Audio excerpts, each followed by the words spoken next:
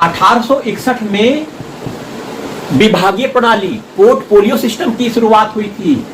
Portfolio system विभागीय प्रणाली की शुरुआत 1861 में होती है।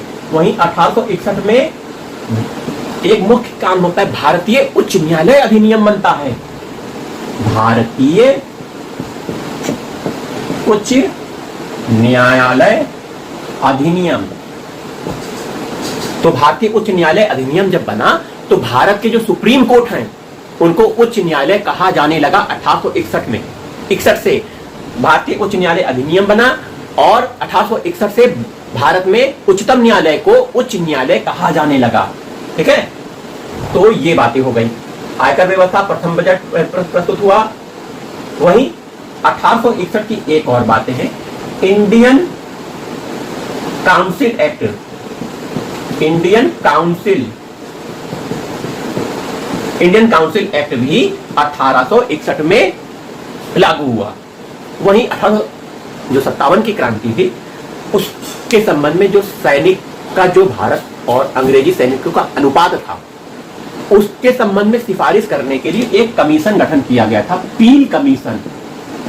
पील कमीशन ने सिफारिश की थी, यह कमीशन 1858 का है। इसने सिफारिश की थी, क्रांति के बाद सिफारिश की थी कि भारतीय सैनिकों की संख्या के अनुपात में ब्रिटिश सैनिकों की संख्या बढ़ाया जाना चाहिए, क्योंकि यदि विद्रोह हो जाता है तो ब्रिटिश सैनिक ज्यादा होंगे तो विद्रोह को दबा देंगे। तो इस तरह लॉर्ड कैनिंग के शासनकाल की मुख्य बातें आप जान गए। इसमें प्रथम बात आपका सिपाही विद्रोह होता है। वुड डिस्पैच एक्ट के तहत 3 विश्वविद्यालयों की स्थापना होती है।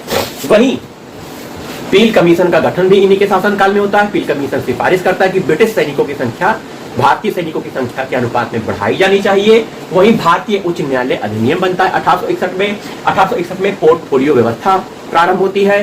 भारत परिषद अधिनियम की शुरुआत 1861 में होती है। प्रथम बजट भारत में प्रस्तुत 1861 में किया जाता है। आयकर की शुरुआत भारत में 1861 से होती है। आईपीसी इंडियन पीनल कोड 1861 से प्रारंभ होता है। 1861 में इंडियन काउंसिल एक्ट गठन होता है, जो कि सब लॉर्ड कैनिंग के शासनकाल में के हैं।